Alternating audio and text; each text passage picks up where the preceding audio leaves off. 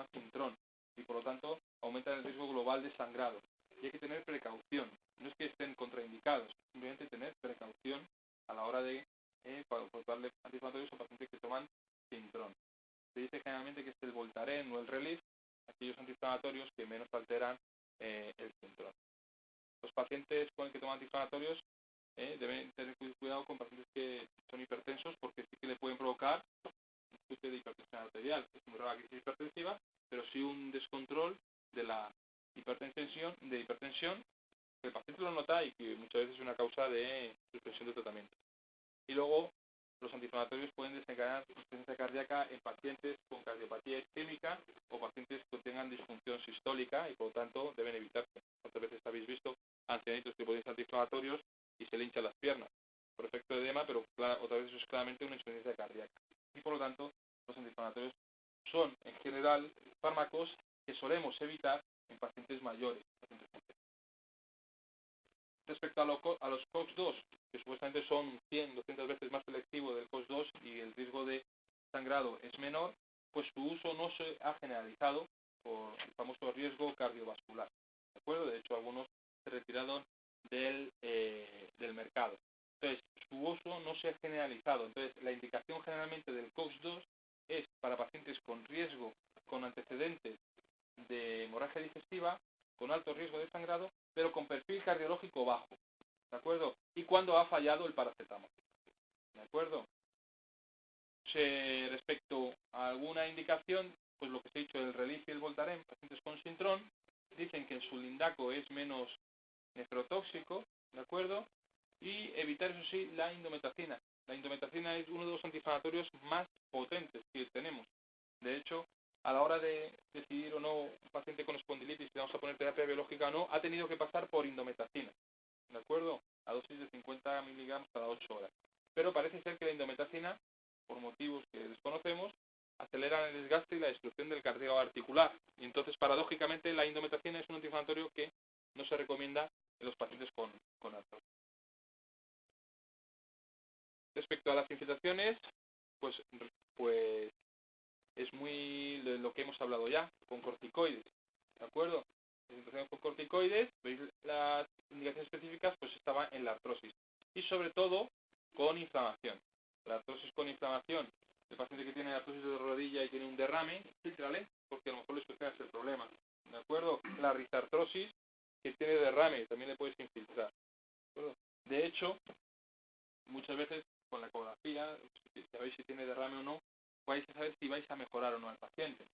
Un paciente que tiene dolor de rodilla, pero que no tiene derrame, pues la infiltración probablemente no le vaya a mejorar mucho. Bueno, pero si un paciente tiene artrosis y tiene derrame, sí que le vais a mejorar. ¿De acuerdo?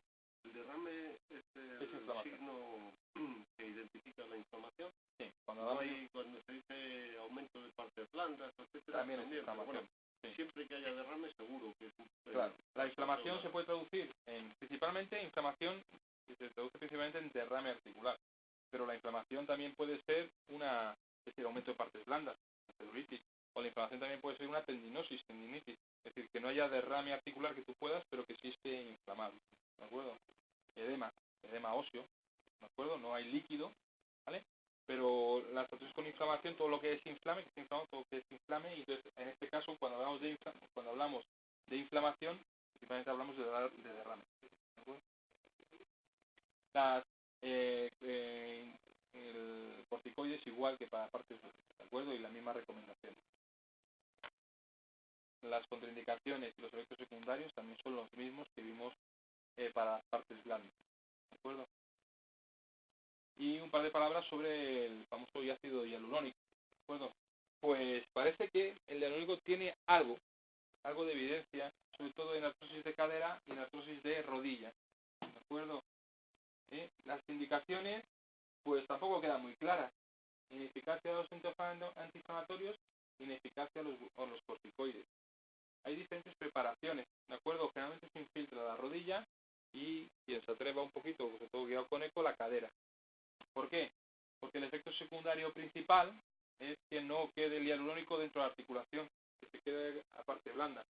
y a diferencia del corticoide, pues si se queda en parte blanda, hay muchísimo mayor riesgo de que te haga una reacción inflamatoria paradójica, y una reacción inflamatoria grave que incluso puede simular una artritis infecciosa. Hay hialurónicos de un montón de tipos, pero que si uno me infiltra una vez, que si otra vez me tiene que infiltrar 3 veces, eso depende del peso molecular, ¿de acuerdo? Entonces, al principio solo un hialurónico que había que infiltrar 3 veces de bajo peso molecular, y luego a lo mejor la misma marca, pues igual, es decir, que con uno de alto peso molecular, con una infiltración es suficiente, ¿de acuerdo? La eficacia entre unos y otros, dentro de la poca evidencia que hay, pues es la misma, ¿de acuerdo? Entonces ahora pues está el tema de los precios. Y finalmente, los fármacos fixador. El sulfato de glucosamina, conductín sulfato, más recientemente la diazideína. Pues bueno, pues evidencia científica, pues muy poca, porque la artrosis no tiene cura, ¿de acuerdo? Ahora bien, de todos los estudios que van sacando de esto, hay gente que sí se beneficia de estos fármacos. Sobre todo, controlan el dolor, ¿de acuerdo? Y cuando se controlan el dolor, pues algún beneficio, sobre todo en movilidad y pronóstico, sí que van a tener, ¿no? Entonces, ¿qué hago yo? ¿Qué hago yo? Yo estos fármacos, mi experiencia personal, es que sí que tienen eficacia en artrosis de manos y de rodillas. Ninguna en artrosis de columna, de cadera y de columna. Y de risartrosis tampoco. La de manos es de nódulos de germen y glutal. ¿De acuerdo?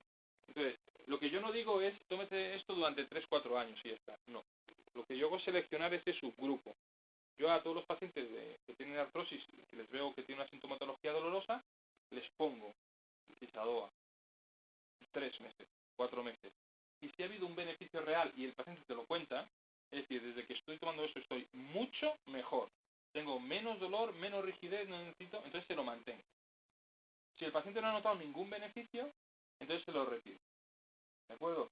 Entonces, probablemente de esa manera, con la práctica clínica, estoy seleccionando ese subgrupo que los ensayos clínicos dicen que se beneficia. ¿De acuerdo? Pero es para el control del dolor. Estos fármacos no han demostrado eficacia. Algunos dicen que es el cartílago articular, no. Eso sobre todo es control del dolor. ¿De acuerdo? Porque a día de hoy la artrosis sigue sin tenerse. ¿Vale? Y esto lo podemos hacer en la práctica clínica habitual porque mucha gente sí que se va a beneficiar de lo que acabo de decir y porque prácticamente no tiene efectos secundarios. ¿Vale? Los condrosan, citil, sobre todo el efecto secundario es, obviamente, de intolerancia de cada paciente, pero suelen producir un poco de dispepsia, flatulencia y diarrea, que es la causa más principal de suspensión del tratamiento. ¿Vale? Entonces yo lo recomiendo que utilicéis en artrosis de manos, artrosis de rodilla, poco evolucionada, no lo utilicéis en grande artrosis ya muy evolucionada, gente más joven, mujeres menopáusicas, artrosis nodulares, ¿de acuerdo? Pero siempre insistir en la rehabilitación, en la movilidad articular, ¿de acuerdo? Y no los pongáis de manera indefinida, sino ver la eficacia. Si el paciente, si ha sido eficaz, entonces lo mantenéis. Se puede mantener de manera indefinida o los famosos ciclos, ¿de acuerdo? También hay mucha gente que prefiere tomarlo, es decir, toma el ciclo y el paciente va muy bien. Bueno, pues vamos a suspender y si no te vuelve el dolor, pues entonces no. Y si te vuelve el dolor, te lo ponemos. Y luego hay otros pacientes que prefieren ya ponerlos, es decir, ha funcionado, entonces te lo voy a poner durante por lo menos 1 o 2 años para tenerte control. ¿Vale? Esa es la poca evidencia, digamos, que hay de estos fármacos. Pero sí que hay un subgrupo de pacientes que sí se benefician para el control del dolor. ¿De acuerdo? En algún sistema público de salud han dejado de financiarlo. Sí, porque evidencia como tal, no hay ya ninguna, ¿de acuerdo? Lo que trata es el pequeño subgrupo, ¿vale? Pero mi experiencia en particular es que hay gente que se beneficia de esto. Gente que se beneficia de los nudos de Hemerin, pero para el dolor, la sintomatología dolorosa. ¿Y entre ellos alguno mejor que otro? No demuestra eficacia y luego dentro de un poco de la práctica que ya te estoy diciendo, ya fuera de cualquier tipo de evidencia, algunos pacientes que el sulfato de glucosamina le manda hasta convertir sulfato. Y luego es muy habitual, aquí salió, es decir, tomar los dos a la vez. Que aquí se llama, antes no había nada, que había en Europa, ahora se llama el Dorglicán, que tiene sulfato de glucosamina y convertir sulfato. Antes, cuando la artrosis muy erosivas de manos, que no para intentar aliviar, le poníamos el citil con condrosan a la vez. ¿De acuerdo? Y luego la aspirina, pues lo dejas para el final. Entonces, si falla uno, pues sí que te responde, puedes intentar con otro. Pero fuera también toda evidencia es darle una solución a patología que no tiene cura. Eso sí sigue estando. Entonces, sí, a mí me digo, pero es que a mí me duele. Y no quiero estar tomando analgésicos como juego o antiinflamatorios. ¿De acuerdo? Más dudas. Ha saltado del... Yo siento mi experiencia esta semana, que la verdad que me he quedado yo tal vez a veces sorprendida, porque me llegó una rodilla muy degenerada, con los ojos de la administrativa, que los punto de que esperar, y además tuve una experiencia renal que los neurólogos le dijeron que de ninguna manera que ninguna línea. Entonces, yo estaba con mi rodilla que no sé qué estoy. Y la verdad es que había sido unos días que me habían presentado los partes de lidocaína para la ayudanza estética, y antes de recurrir al fentanilo, que le dije, yo no he probado esto, vamos a ver qué tal. Y la verdad es que la semana pasada, yo ya he venido en concreto y está encantado con los partes de lidocaína. Sí. Ya. Luego, pues, sí, efectivamente, bueno, pues ahora, como no tenemos solución, pues hay diferentes opciones, ¿no? Como no tienen todas las rehabilitaciones, por ejemplo, parte de lidocaína, bueno, depende de la localización, el parte de lidocaína sobre todo sirve para las neuralgias, ¿no? Pero bueno, ahora, pues parece que no tiene efectos secundarios o que, oye, pues por intentarlo, claro que sí, se utilizan muchas cosas y eso hay que estar atentos. Así resumido que ha preguntado, es que yo no oigo nada, ¿no? No, su experiencia personal pero de los partes de lidocaína, sí. Porque no he hablado de ello, ¿no? Sí. Pero yo esto lo digo sobre todo porque, digamos, ese es el tratamiento estandarizado y aceptado a día de hoy para la artrosis. Luego ya podemos hablar de otras cosas que me queráis preguntar, ¿de acuerdo? Pero vamos a terminar la parte de artrosis y ya me termina yo. Perdona, esto 1 o 2 años, luego ya se retira, aunque lo dejen fijo, como muchos Sí. 2 años seguidos. Pues sí, luego a lo mejor el paciente lo suspende si lo nota, entonces se lo mantiene. Se puede mantener más. Claro, sí, se puede mantener. Bueno, y si vuelve se puede hacer. Efectivamente, yo esto como lo recomiendo usar. Porque ha seleccionado un grupo que sí se beneficia por control del dolor. Entonces, se supone que si controlas el dolor, va a tener más movilidad y va a mejorar su pronóstico. Pero no es el principio activo el que regenere el cartílago o el que impida su desgaste. Es muy difícil de demostrar eso, ¿vale? 2 palabras para la artrosis erosiva. La artrosis erosiva de manos, aquellos nódulos prominentes. Esto es prácticamente muy difícil de distinguir de una artritis psoriásica, ¿de acuerdo? Para estos casos estamos utilizando cloroquina y hidroxicloroquina, ¿de acuerdo? Y algunas veces bajas dosis de corticoides. Y luego, muy frecuente, la artropatía por pirofosfato cálcico, ¿de acuerdo? Porque el pronóstico es malo porque el paciente está con artritis continua, artritis, entonces hay que tratar el pirofosfato generalmente con colchicina de mantenimiento, ¿vale? Y bien, pues todo esto que os acabo de contar, que luego, principios generales se han ido adaptando a cada práctica clínica, o sea, a cada articulación en concreto, ¿de acuerdo? Entonces hay unas guías de actuación específicas, artrosis de cadera, de rodilla, cadera y manos. Vamos a ver principalmente de rodilla y de cadera. Es decir, son protocolos estandarizados de actuación para que un médico pues pueda tener una estrategia concreta para cada paciente, ¿de acuerdo? Que en resumidas cuentas es de todo lo que acabamos de hablar. La primera que salió fue en el 2000 para artrosis de rodilla. Vamos a ver cada uno de los pasos para que veáis que es de todo esto que hemos hablado. El primero, que el tratamiento de rodilla debe ser individualizado, ¿de acuerdo? Teniendo en cuenta factores como la edad, comorbilidad, presencia de inflamación. El manejo óptimo requiere combinación de terapia farmacológica y no farmacológica, ¿de acuerdo? Tercero, paracetamol, es el anestésico de elección, ¿de acuerdo? Cuarto, antiinflamatorios, tópicos deben ser considerados en pacientes con derrame que no responden al paracetamol. Quinto, incisiones interarticulares indican para desarticulación aguda, el dolor de rodilla, especialmente si se acompañan de derrame. Sexto, hay evidencia de que sulfato de glucosamina, conocido sulfato de estireína, ácido hialurónico, pueden poseer estructuras de modificación. Esto del cartílago, esto no se ha demostrado, ¿de acuerdo? Pero más estudios deben realizarse. El ácido hialurónico son probablemente efectivos, pero el efecto, el efecto, pues es relativo, ¿de acuerdo? Los pacientes no están bien definidos quiénes se benefician. Por eso yo os he recomendado el beneficio, digamos, artrosis de mano, artrosis de rodilla y el clínico. 3-4 meses, si va bien, lo mantiene. Si no va bien, se olvida. ¿De acuerdo?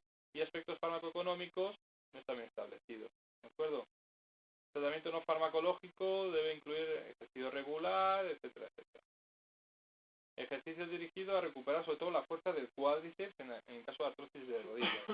Y finalmente, el recambio y la prótesis debe ser considerado al dolor refractario que se acompañe de discapacidad y deterioro radiológico. Es una guía estandarizada de cómo se debe seguir y tratar una artrosis de rodilla. Y en un momento concreto, pues vosotros tenéis un paciente con un dolor, con un problema, y le podéis etiquetar exactamente de dónde se encuentra para ver el siguiente escalón terapéutico. ¿Vale? Se lió posteriormente en la artrosis de cadera, que básicamente es lo mismo con alguna modificación. El manejo óptimo, tratamiento farmacológico y no farmacológico.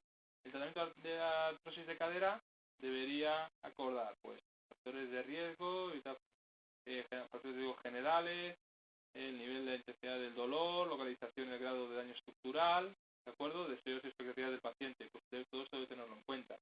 Tratamiento no farmacológico, ejercicio regular, etcétera.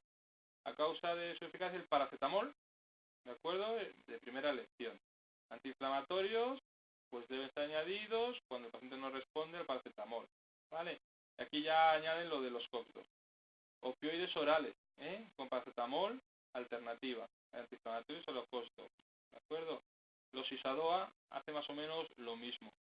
Inyecciones intraarticulares, aquí ponen guiados por ultrasonido o rayos X, porque la artrosis de cadera es más profunda y entonces realmente te digan, oye, es que sí son eficaces, lo que pasa es que no ha llegado y te has dejado el corticoide y te has dejado a medio camino, ¿de acuerdo? Por eso aquí sí que te ponen que le infiltres con ecografía o con rayos, ¿de acuerdo?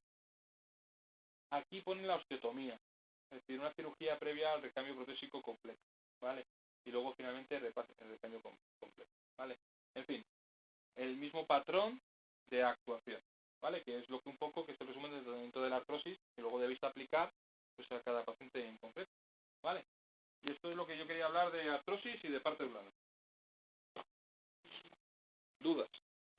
Mira, hay algún paciente que se somete a, no sé exactamente lo que es le sacan, le hacen una especie como de selección de algún tipo de material propio de eso es lo que dice Nadal. Sí. Mucho. Eso es la célula plasma, el recambio, eso es factores plasmáticos, el plasma, inyección de plasma. Sí. Le sacan sangre al paciente, centrifugan y el plasma, que son los factores de crecimiento. ¿De acuerdo? Es la infiltración de factores de crecimiento. Pues van saliendo cosas, es otra técnica más que no está todavía metido en las guías, en las prácticas, en las guías de práctica clínica, le falta evidencia, pero que efectivamente se hace mucho. Entonces lo está haciendo mucho, sobre todo se está utilizando en medicina privada. Entonces hace falta una centrifugadora. Entonces al paciente le sacan la sangre, la centrifugan, dejan el plasma donde supuestamente entrar los factores de crecimiento, inyectan. Y yo estoy teniendo, bueno, te encuentras pacientes, yo no lo hago, pero sí que estoy teniendo pacientes que le está yendo bastante bien. Y eso se está inyectando sobre todo en las centesitis, en los deportistas, en las tendinitis, epicondilitis, ¿de acuerdo? La evidencia como tal, hay poco y todavía no está metido en las guías, pero eso se llama la infiltración con factores de crecimiento. Y sí que se está haciendo. ¿Pero eso también se utiliza cuando le ponen una prótesis? ¿Utilizan algo Hay algunos traumatólogos que también les gusta hacerlo, a ver, en las prótesis o en las cirugías, sí. Lo utilizan. Es que sí que lo hacen aquí en Segovia. Sí. Es esto, sí. Si es los factores de crecimiento, es que sacan sangre, la centrifugan y lo inyectan en la articulación como regenerador, como cicatrizante, ¿de acuerdo? Pero todavía, como en las guías, todavía, oye, a lo mejor dentro de poco salen, pero todavía sí que se está haciendo, ¿eh? Pero no si en los casos de artrosis ya muy avanzados, ¿no? Sino... Tú intentas todo, porque el paciente te pide una solución. Entonces dices, pues voy a intentarlo. Es como le dices, pues se voy a infiltrar, porque es que me duele, es que no puedo, no me van a operar, pues tú intentas todo, porque hay un montón de cosas, porque los tratamientos no son efectivos como tal. Claro, pero por ejemplo con el hialurónico decías que no estuviera demasiado... Sí, efectivamente, yo el hialurónico también lo utilizo poco, pero sobre todo en artrosis precoces, sí, no muy avanzadas. Pero sí tengo pacientes pues que, pues venga, vamos a infiltrar el hialurónico a ver cómo te va. Y a ver, y en un paciente, voy a poner un caso, una paciente de 87 años, pero que todavía va a gimnasia diaria. Sí. no, diaria no, perdón, 2-3 veces a la semana. Y siempre ha hecho gimnasia, pero tiene una artrosis bárbara en las 2 rodillas. Ya no se han atrevido a operarla por la edad, pero la tiene, vamos, tremenda. Y tiene un dolor horroroso. Entonces, antes la respondía bien a los antiinflamatorios en ciclo, o sea, pues, peor tal, y el resto con paracetamol. Pero últimamente ni los antiinflamatorios ni nada. Y la está limitando la vida porque es una persona muy activa. Intenta el tramadol. Pasa tramadol. Ya, el tramadol ya se ha intentado.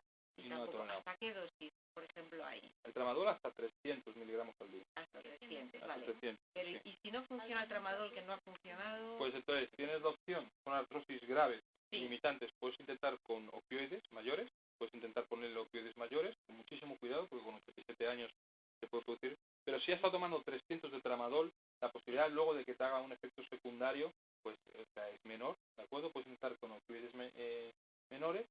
Y ahí, claro, estás ya en el final de una enfermedad que, o sea, que tampoco le vas a hacer grandes alternativas, ¿no? Porque la solución sería un recambio protésico que no se lo van a hacer. Eso no se va a hacer. Pero sería simplemente controlar el dolor para tener una mayor calidad de vida. Claro. Entonces, si es una persona muy activa, pero que no puede salir a la calle, no puede caminar, pues tendrás que intentarlo con opioides. O sea, con el fentanil y con el Trastec, ¿te refieres? Sí, opioides mayores. ¿Y cuánto tiempo puede estar así con eso? Ya hasta el final de su vida. De manera indefinida. Si los aguanta bien. Si los aguanta bien. Y lo mismo el tramadol. Lo mismo el tramadol, sí. Pero, lo mismo el tramadol, sí. Efectivamente. Pero es que, claro, si no le pones solución, la estás condenando a que se quede en casa. Claro. Entonces, tienes que, cada paciente, yo ahí claramente, eso es una indicación clara de intentar morfina, de intentar mórficos, de intentar un tercer escalón. Pero después del fentanil, primero con el fentanil y el Trastec. Bueno, depende de la experiencia clínica que tengas, ¿de acuerdo? Porque si tienes experiencia con el Trastec, o nosotros utilizamos mucho Trastec, pues, bueno, ahora ya tenemos recetas de estupefacientes, pero las recetas de estupefacientes las tenéis vosotros, sobre todo, ¿no? Entonces el Trastec, como no hacía falta recetas de estupefacientes, pues lo pautabas más, ¿de acuerdo? Pero eso ya, un fentanil o un Trastec, una oxicodona, ya un poco los mórficos que tú prefieres manejar. Pero cualquiera de ellos, no piensas que uno de ellos sea mejor que otro. Dicen alguna cosa, pero yo creo que más mejor la experiencia de cada médico. Pues a lo mejor empezar a partir del parche para que sea de muy poquito en poquito. Yo siempre empiezo con medio parche, siempre, para la siempre. Pero es más raro, es decir, si el paciente está con 300 de tramadol, ¿de acuerdo? Luego es más raro que te vaya a hacer algún efecto secundario con los opioides, ¿de acuerdo? Lo que pasa es que muchas veces los opioides mayores se hacen porque directamente se empieza con ellos, ¿vale? Entonces, ¿sabes? En este caso está claro que probablemente te van a beneficiar bien opioides porque tiene la articulación destruida, desalineada, cumplía criterios quirúrgicos, ¿de acuerdo? Es decir, un traumatólogo dice, pues efectivamente está para prótesis. Luego hay otra gente pues que tiene una alteración muy subjetiva que nada le calma y eso el opioide le va a sentar como un tiro.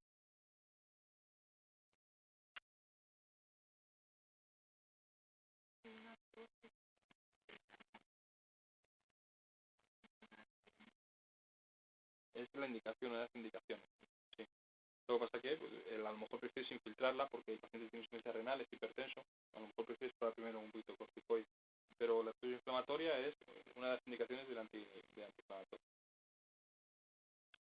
El metamizol, Nolotil se puede obviar perfectamente. Sí, a mí me gusta de vez en cuando asociarlo me gusta asociar al paracetamol antes de pasar a tramadol. Me gusta poner alguna vez el Nolotil de rescate. Es decir, tómate el paracetamol, desayuno, comida y cena, y el Nolotil si tienes dolor. Y si con eso no va bien, pues entonces es cuando ya le paso a un segundo escalón, al tramadol. Pero es verdad que el Nolotil, hay gente que a lo mejor prefiere Nolotil y toma Nolotil de manera crónica, ¿no? Pero bueno, el fármaco de defensa pasa también. Y las infiltraciones ya cuando la artrosis es tan brutal como este caso que te digo. Puedes intentarlo, pero ahí va a ser menos efectivo. Va a ser menos efectivo. Sí. Es decir, todo tiene su indicación. Entonces, cuando estás en una artrosis muy avanzada, que no hay articulación, está destruido, está desalienada, está completamente incongruente. Entonces, el tratamiento es quirúrgico, es protésico. Entonces, puedes intentar cualquier cosa efectivamente para aliviarla. Entonces, en estos casos es una indicación de morfina, ¿de acuerdo? Porque es el único así que le va, que puede aliviar más. Entonces, la infiltración, si no hay inflamación, probablemente no le va a hacer nada. Entonces, yo no insisto, igual que el hialurónico, una articulación que está destruida, ¿qué quieres preservar? no le urge, ¿de acuerdo? Puede mejorar, pero va a ser por placer, ¿de acuerdo?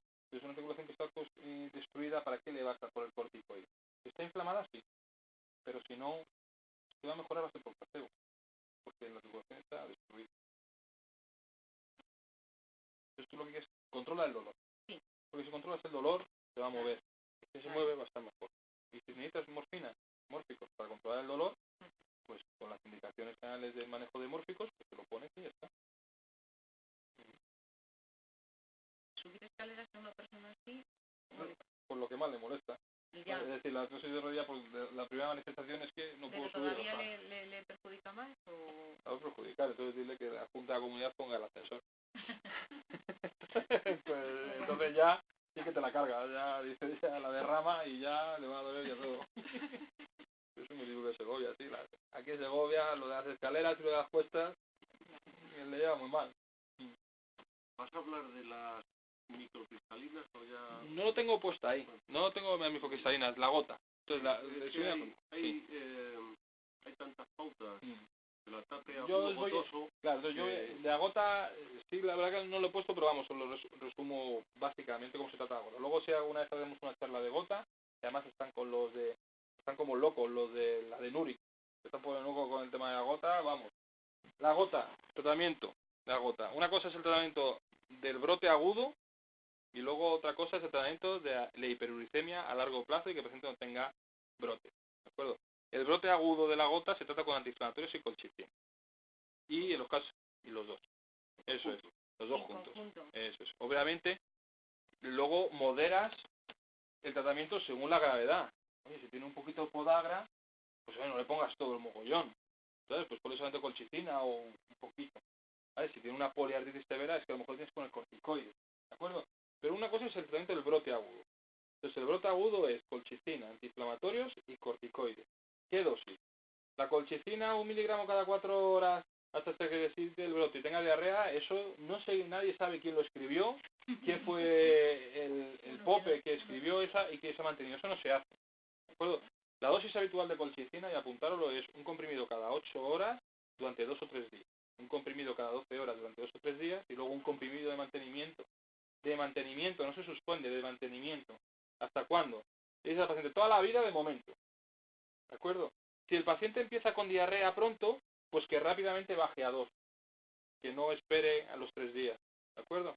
Pero habitualmente con esa pauta, 1 cada 8, 3 días, 1 cada 12, 3 días y 1 al día de mantenimiento, pues es suficiente.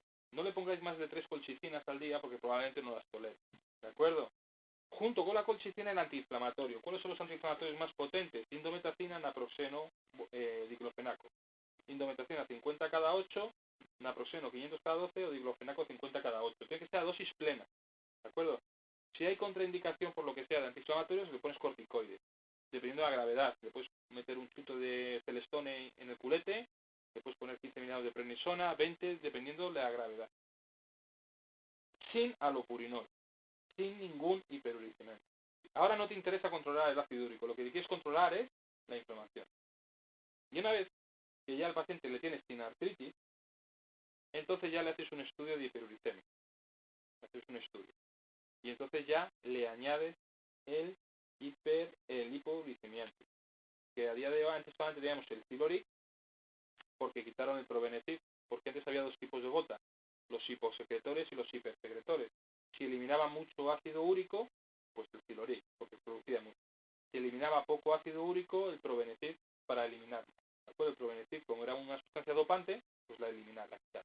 ¿De acuerdo? Y ahora, bueno, pues ha salido otro hipouricemiante que es el Adenuric. ¿De acuerdo? Que todavía no ha encontrado su sitio y andan un poquito como loco porque la verdad que el alopurinol es bastante útil. ¿Vale? Y luego hay otros hipouricemiantes. Nosotros hemos tenido el congreso ahora regional y ha venido un experto en gota a hablar de ellos, pero que son pues muy caros para gotas especialmente graves de uso hospitalario, pero que realmente yo no tengo experiencia. Tampoco me ha hecho falta. ¿De acuerdo? Entonces el tratamiento le empiezas a bajar el ácido úrico, siempre debe ir acompañado de colchicina o de antiinflamatorios, porque si vosotros le metéis un hipouricemiante, si no tiene una profilaxis le puedes provocar un ataque de gota. La gota sube, todo lo que suba rápidamente, una comilona, una bebida muy importante, una fiesta, o baje rápidamente, por ejemplo, un tratamiento hipoglucemiante, puede desencadenar un ataque de gota. Todo lo que suba y baje, eso es un paciente que siempre va a tener brotes de gota. Lo que quieres es tener ácido úrico, está. Entonces, generalmente los 6 primeros meses, siempre es alopurinol y colchicina de mantenimiento. ¿De acuerdo? Pero mínimo 6 meses. ¿De acuerdo? Las controlas el brote agudo y luego, pues sí, efectivamente, tienes una gota, empieza a tomar el alopurinol, pero siempre con la colchicina. No, pero es que ya no tengo inflamado, ya lo sé. Tú alopurinol y colchicina. Y dentro de 6 meses vemos a ver qué tal. ¿De acuerdo? Y en función de ese tratamiento de mantenimiento, verás si hace falta más cosas. Porque si el paciente está con alopurinol y colchicina y sigue teniendo brotes, pues tendrá que ser alopurinol y antiinflamatorios todos los días. Porque es lo que no quieres es que tenga brote. ¿De acuerdo? Cuanto más cerca esté un brote de uno y otro, más probabilidad de otro brote. Cuanto más aleje los brotes, menos probabilidad. ¿De acuerdo? Entonces, si la gota es leve, pues a lo mejor la colchicina en 6 meses se la quitas y dejas solamente con el alopurinol. Gotas severas, que generalmente las que nosotros vemos en consulta, gotas que llevan muchos años, porque la gota generalmente la vemos cuando están avanzadas, porque al principio el paciente lo soluciona, luego el médico de cabecera se lo soluciona, y luego ya cuando ya es más difícil de controlar es cuando la derivan. Entonces nosotros generalmente vemos gotas avanzadas, y probablemente la mayor parte de las gotas que nosotros vemos en el hospital ya cumplen criterios de colchicina de mantenimiento de por vida, porque si te la quitas, pues va a tener un ataque de gota. Eso depende ya de la severidad de cada gota. Si a lo mejor tienes un paciente que en un principio parece un gotoso severo, pero te lleva 3 años bien controlado, que no bebe y que tiene los niveles de ácido úrico normal, pues oye, pues le intentas quitar la colchicina. A ver qué tal. ¿De acuerdo? Pero el tratamiento inicial a largo plazo siempre es alopurinol y colchicina, para que no tenga brotes. Y si el paciente no tiene ningún tipo de brotes, entonces te planteas retirarle la colchicina. ¿De acuerdo? En una hiperuricemia, ¿el alopurinol es de por vida? Depende de qué tipo, de qué gravedad. Entonces, en un gotoso severo sí, porque ha ido evolucionando, pues es muy raro que al final se pueda quitar. Pero eso te lo va a decir su evolución clínica. Porque es lo mismo, pues dices, pues este hombre es severísimo. Y 5 años después te encuentras se controla, está delgadito, no bebe, el ácido úrico le tienes con tienda alopurinol y pues te lo podemos quitar. ¿De acuerdo? Y luego los gotosos topáceos necesitan habitualmente tratamiento crónico con colchicina, con antiinflamatorios y con alopurinol. Pero generalmente ya son enfermos que son bebedores muy importantes, entonces hace falta corticoides. Entonces son enfermos ya mucho más complicados que tienes que ir adaptando. Pero lo que tienes que tener claro es cómo le controlo el brote agudo y con qué fármacos, y cómo le controlo la hiperuricemia a largo plazo para que no tenga más brotes. Y eso ya en función de la gravedad. Algunas veces estará con poquito tratamiento o con ninguno, y otras veces necesitará mucho tratamiento. ¿Vale? La hiperuricemia asintomática o con un primer brote gotoso que se ha solventado bien, no es indicación de tratamiento. Bueno, la hiperuricemia asintomática es que es asintomática. Si tienes el primer brote gotoso ya es una gota. Sí, pero si ha respondido bien a un tratamiento sencillo con el primer ataque, es decir, o asintomática o con un único brote, entonces ¿es indicado el tratamiento de esa hiperuricemia? Sí. Claro que ya cuando ya tiene la los síntomas. asintomática también? Sí. No, la asintomática no. Esto ahí probable, la asintomática no. Pero es que una cosa es que me han dicho que tengo ácido úrico. ¿Ya has tenido alguna vez un ataque de gota? No. ¿Has tenido piedras en el riñón? No. Entonces, eso sí. Me han dicho que tengo ácido úrico alto. ¿Has tenido alguna vez un ataque del dedo gordo del pie? Sí. Eso ya no es una hiperuricemia asintomática. Eso ya es una gota. Que se pasó. ¿De acuerdo? Entonces, si tú lo encuentras de primera, ¿de acuerdo? Tú tienes que ver qué le pasa al enfermo. Si tú, protocolariamente, tú ves un ataque de gota, el primer ataque de gota.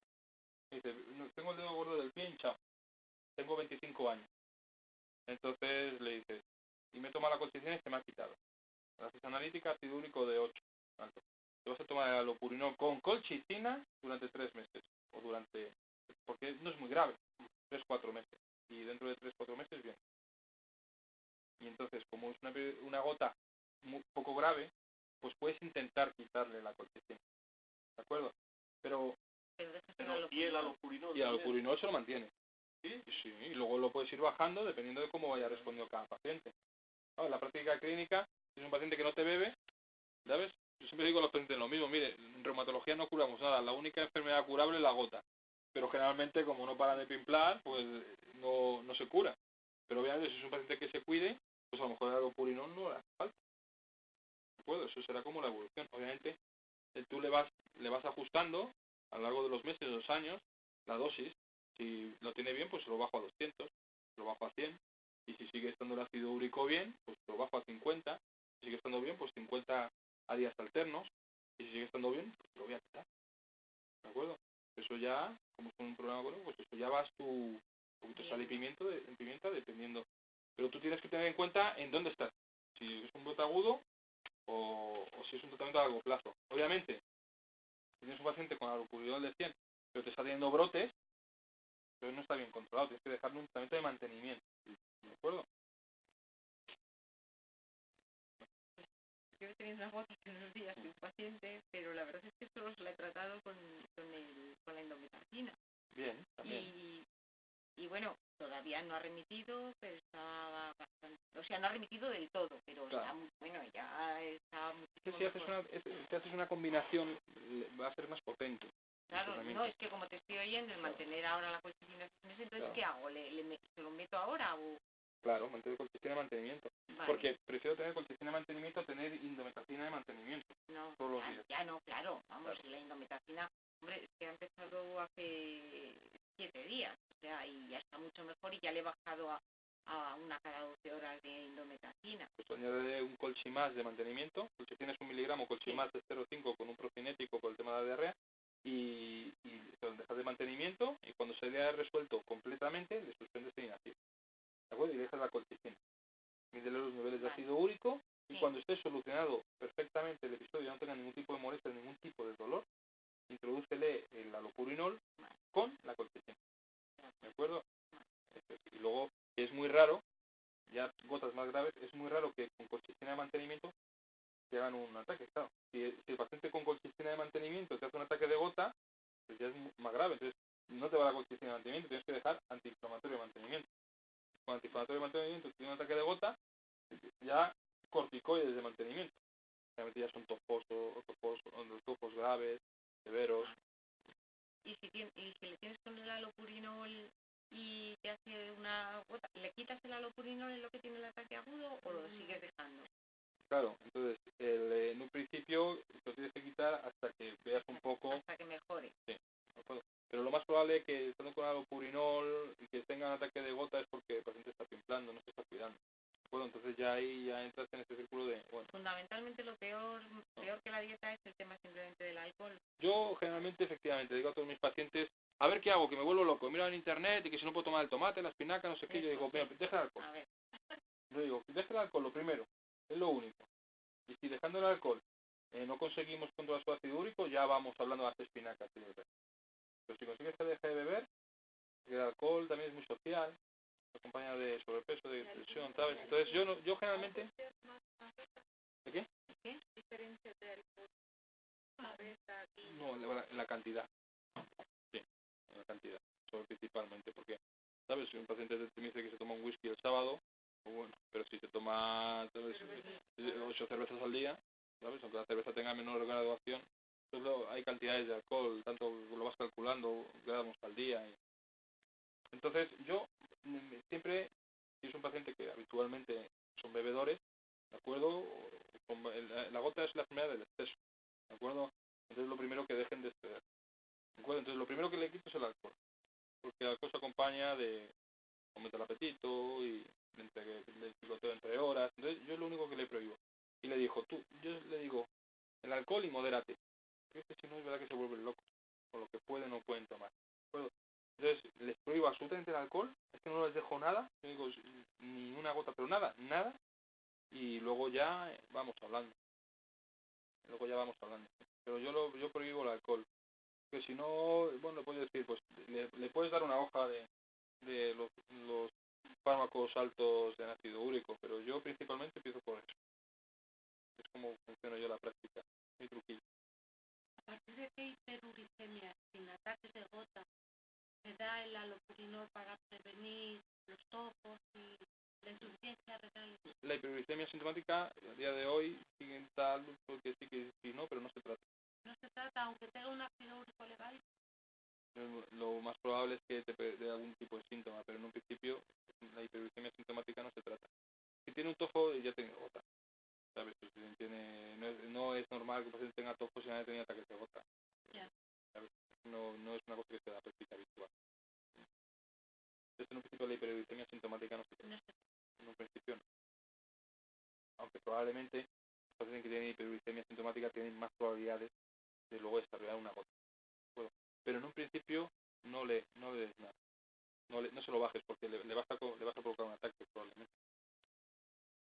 Entonces la puedes bajar con colchicina.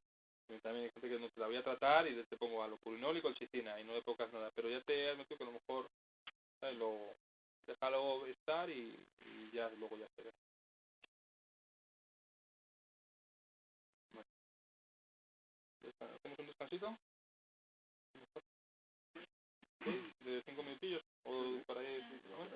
¿Vale? Y ya hablamos.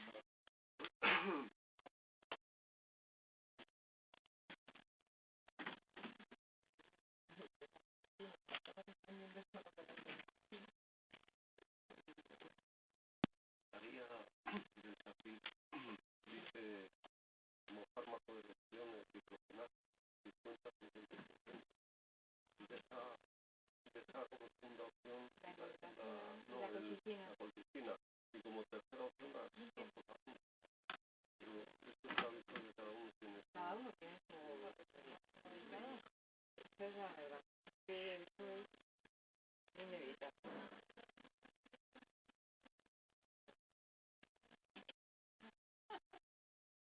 Luego la dimensión que tiene lo de los artróficos que no les sirve nada.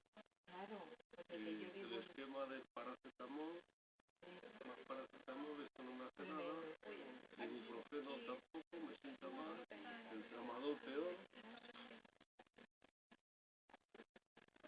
No, sí, pues yo preguntaría ya lo de los parques, todo esto, porque ya que ya te ves. Muchas veces también es que Vente un poquito más.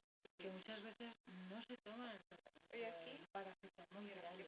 Pero Que si no es que no se se lo suspenden y juro. vuelven. Entonces dicen, no me hace nada, no me hace nada. De verdad, si no se tomara nada de paracetamol, el dolor era diferente cuando se toman a que no se toma. No, Y eso se ha demostrado. Yo Por creo eso el que paracetamol sigue el desastre. Ay, Y luego es ir yo, por ejemplo, el caso que he puesto en realidad no es una paciente, es mi madre. Que la señora de 87 años, que además hace toda la vida y todo. Pero es que es saludable, se tonta tanto que el peligro es la caída. El paracetamol y vamos, precisamente, y nada. Y ahora ya los antiinflamatorios. Horrible.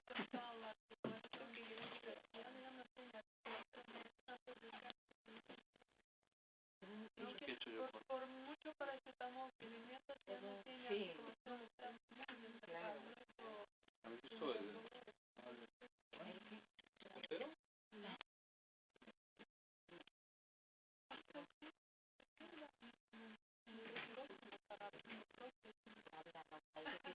¿hasta qué edad está indicada la prótesis? ¿O a partir de qué edad no la pones? Ella en realidad es que tiene tiene, No lo sé. no, es que tiene también un problema de circulatorio importante y por eso ya no se han atrevido.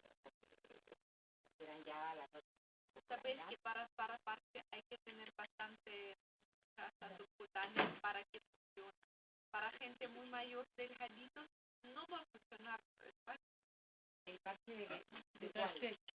del Fentanilo no va a funcionar. Si No no va a tiene grasa suficiente para que pues no tiene ninguna grasa. no va a funcionar. El fentanilo no. Entonces tienes que coger otra vía, o intranasal, estos de PUM, que va a funcionar mucho mejor, porque tú vas a pagar parte y no vas a Necesitas una grasiña debajo. Sí. De Para todas formas, parte, no asociéis la morfina a los ya no, mórficos a la decimos artrosis, acaso, que van a ser casos excepcionales. sí, Sobre todo artrosis de columna, con escoliosis severas. Es cierto que es una artrosis, pues bueno, que no pueden, pero generalmente yo la experiencia personal es que, bueno, pues sí pueden, pero no nos pueden tolerar. Pero bueno, voy a intentar diferente de lo que te está diciendo. no, que no funciona. Tenemos pacientes delgaditos, es que no funciona, es dejar bien, no tú, tratar de hay que tener suficiente grasa para que funcione. No quiere decir que no funciona fentanilo, pero de esta vía no va a funcionar. Este mismo fentanilo, pero de otra. Hay sabe cualquier cosa, pero no se sabe. Yo la verdad que tengo pacientes con varios de estos objetos, a lo mejor aplastamientos vertebrales, entonces muy poca experiencia con los Oye, Pablo, morfos. una pregunta. Un caso. Una mujer joven, 32, 35 años, lleva observando 3 años y lleva temporada fin de primavera, principios de verano, hincan 2 más, como con cada año más de volumen, pero desaparecen espontáneos. Cada vez que ves que cada año un poco dura este episodio más tiempo. ¿En qué puede ser? No sé, familiares, pero El edema de manos, ¿no? La inflamación. de como Juan. Bueno, No una va cosa. más. No. Y no tiene dolores. Claro que cuando aumenta edema y movilidad está Claro. Pues es decir, muchos reumatismos inflamatorios crónicos, muchas veces crónicas se empiezan de manera intermitente. De hecho, hay una cosa que se llama reumatismo palindrómico, que se quita y se pone. Se pone y se quita, se pone y se quita, se pone y se quita.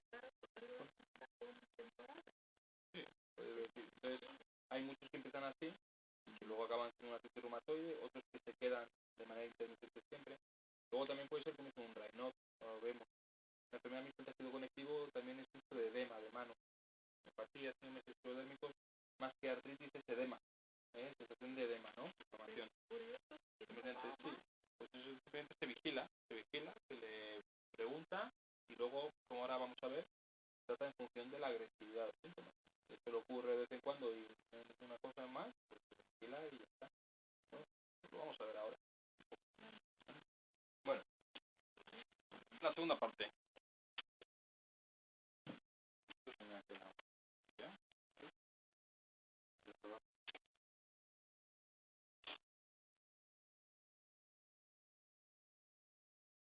Vale. Vamos a hablar de los reumatismos inflamatorios. Si os acordáis la división que hicimos ayer, ¿de acuerdo? Los reumatismos inflamatorios ya a lo que llamamos enfermedades autoinmunes, ¿de acuerdo?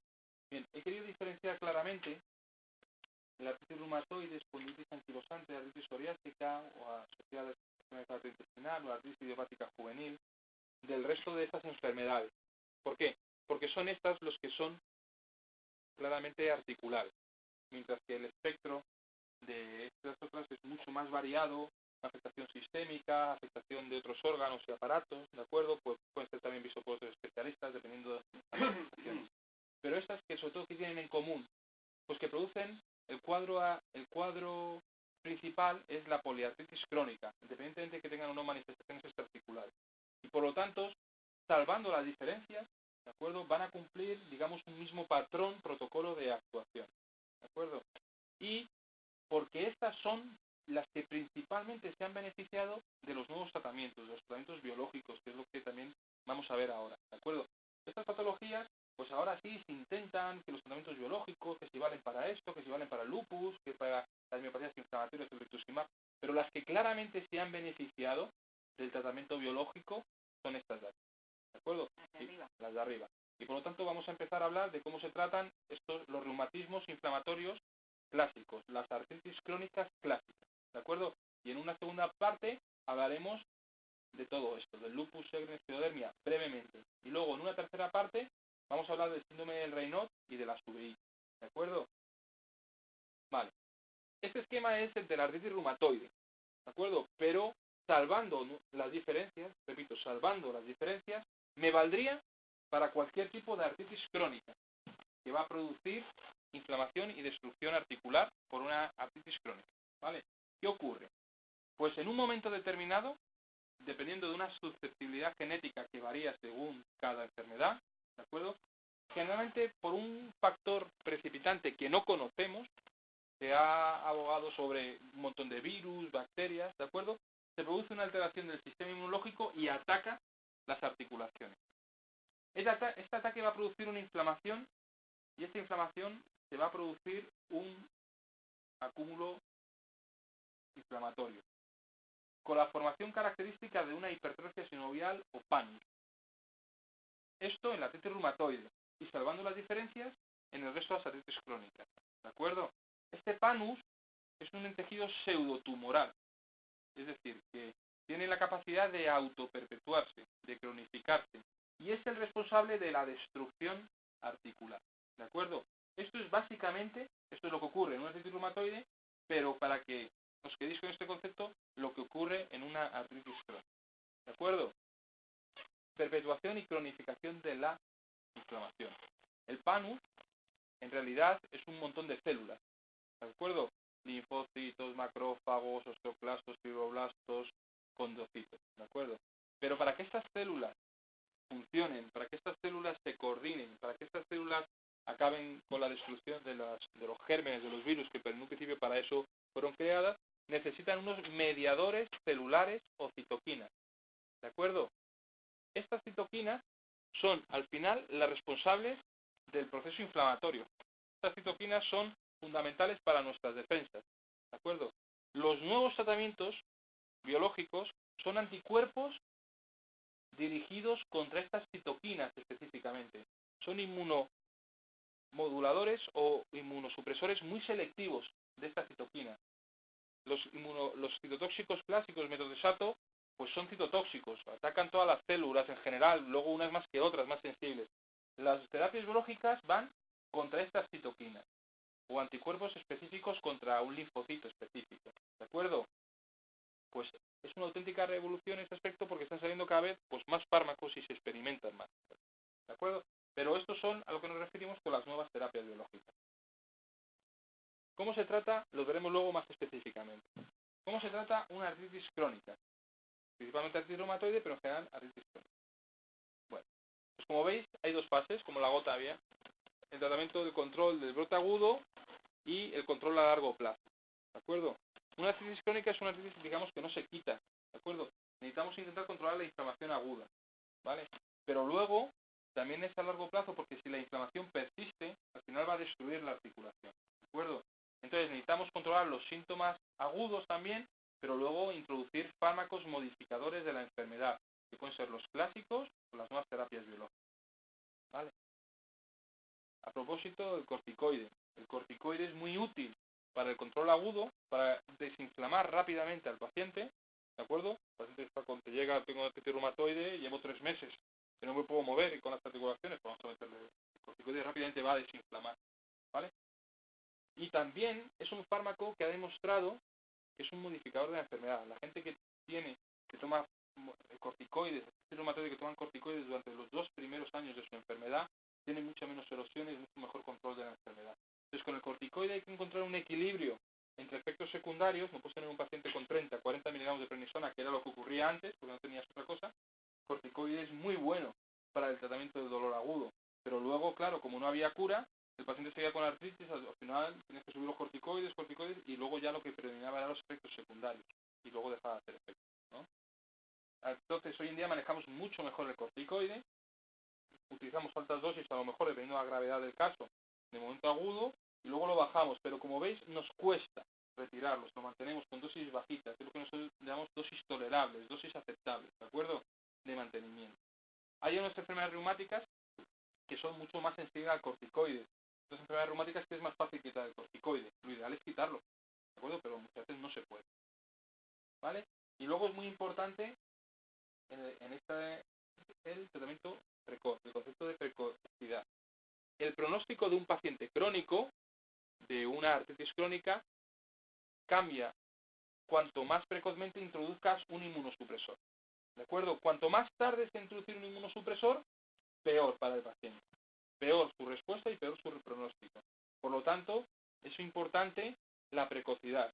El diagnosticar rápidamente a estos pacientes, en que no haya lista de espera, en que no lleve 6, 8 meses sin haber sido diagnosticado. ¿De acuerdo? De ahí el papel de primaria también es un papel fundamental para el diagnóstico precoz de estas enfermedades. ¿De acuerdo? Entonces, el concepto de precocidad es muy importante. Esto sobre todo porque se vio. Esta es una gráfica de artritis reumatoide que se puede extrapolar un poquito salvando las diferencias al resto de las artritis crónicas. La famosa gráfica de Kirwan. ¿Qué ocurre con estas enfermedades? Su evolución natural. Al principio, ¿ves? Esto es la inflamación en naranja, la inflamación, la discapacidad, al principio, pues iban paralelas. Es decir, el paciente tenía un brote de artritis y, claro, estaba muy limitado, ¿de acuerdo? El paciente, pues, los brotes de artritis, la inflamación iba aparejada a la discapacidad. Claro, si la inflamación no se controla, va destruyendo las articulaciones.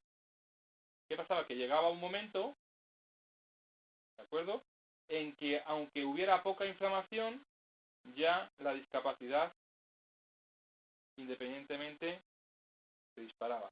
Cuando ya hay una destrucción articular, ya el paciente, la destrucción articular favorece más destrucción, más destrucción, más destrucción. Y aunque dejase de haber inflamación, que por otra parte eso, si no lo pones tratamiento, es muy raro, una remisión espontánea es muy raro, ya la discapacidad va para arriba. La deformidad favorece deformidad. Coger a un paciente deformado ya es tarde. Ya es un paciente que va a responder peor. Es un paciente que va a tener cada vez más dolor, aunque tenga la enfermedad controlada. ¿De acuerdo? Por lo tanto, muy importante el concepto de ventana de oportunidad.